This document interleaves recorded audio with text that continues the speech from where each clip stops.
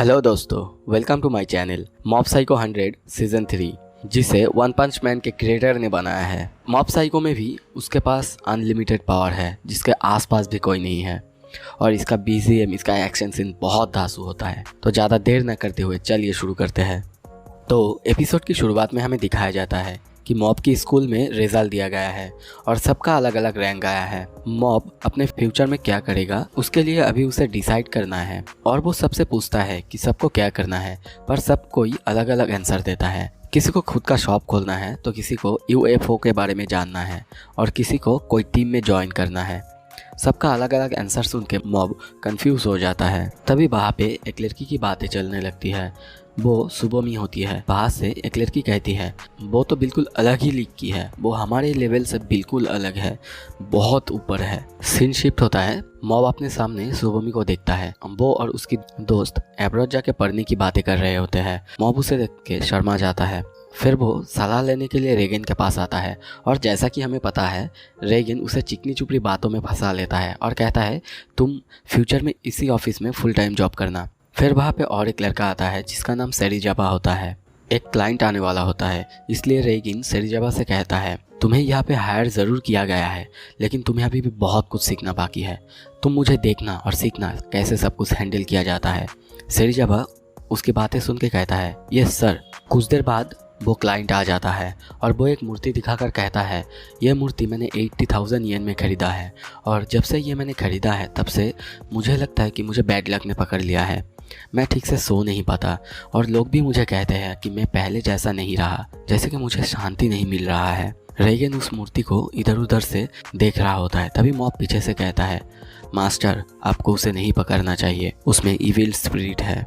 ये सुन के रेगन सेरिजाबा से भी पूछता है। सेरिजाबा भी कहता है, हाँ मॉब सही कह रहा है। ये सुन के रेगन सेरिजाबा की तरफ गुस्से में कहता है, यह तुम्हारा टेस्ट था, तुमने ये पहले क्यों नहीं बताया।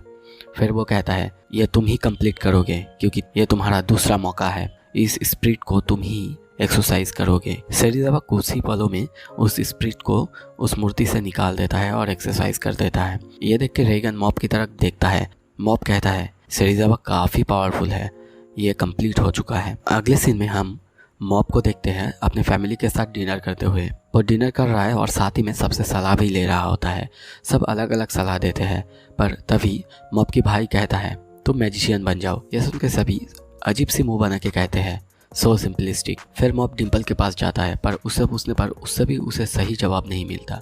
फिर वो अपना फिटनेस क्लब में जाके वहाँ पर सबसे पूछने लगता है, पर वहाँ पे भी सब अपने अपने हिसाब से अलग अलग जवाब देने लगता है, जो सुन के मॉब को कन्फ्यूजन के अलावा और कुछ भी नहीं मिलता। इसलिए वो टेरिस पे जाके बड़े से ब्रोकली की तरफ देखने लगता है। तभी पीछे से मिजातो आती है और कहती है, सबको लगता है पहले जो हुआ वो एक टेररिस्ट अटैक था, पर मुझे पता है वो सब तुमने किया है, और अब देखो वो सब उस बड़े से ब्रोकली को पूजने लग रहे हैं, पर उन सबको तो तुम्हें पूछना चाहिए, क्योंकि तुमने सबको बचाया है, तुम एक एंजल जैसा हो। मॉब उसकी बातें इग्नोर करके कहता है, मैं तो बस फ्यूचर के बारे में सोच रहा था, वैसे तुम क्या करने वाले हो।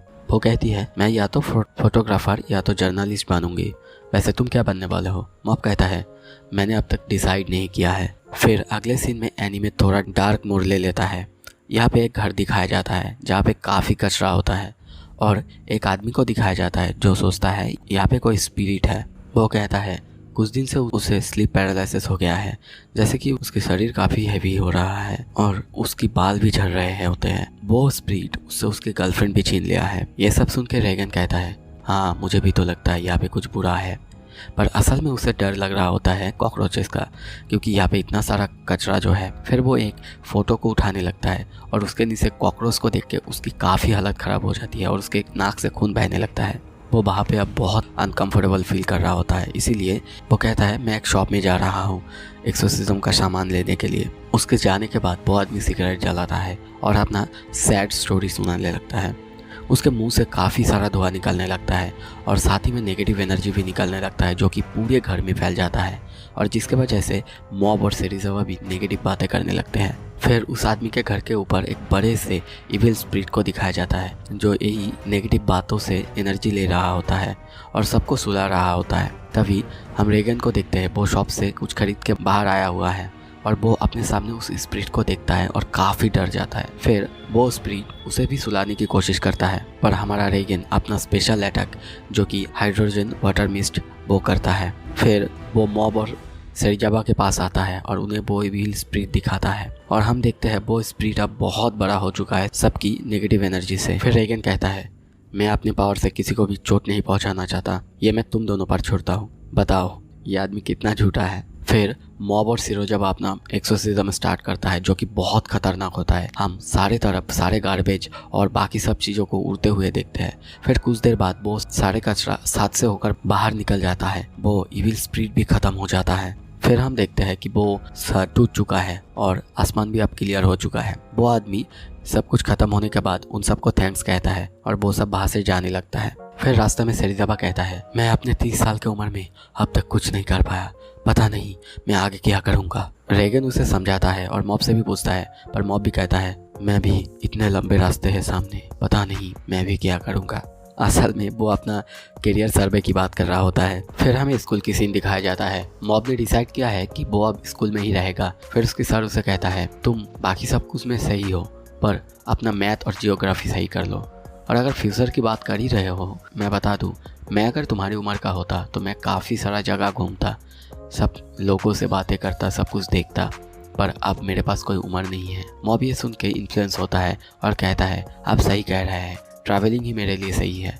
सर भी हंसकर कहता है, तुम काफ़ी जल्दी इन्फ्लुएंस हो जाते हो, है ना। अगले सीन में मॉब रेगन के पास आके कहता है वो अपना पूरी ज़िंदगी यहाँ पे नहीं गुजार पाएगा एक्सोर्सिज्म करते हुए, उसे दुनिया देखना है, दुनिया घूमना है, सारे सब कुछ देखना है। यह सुन के रेगन भी उसे काफ़ी मोटिवेशन देता है, जिससे मॉब को गूज़बम्स आ जाता है और वो रेगन को कहता है, मास्टर रेगन थैंक्स, और यह कह के चला जाता है।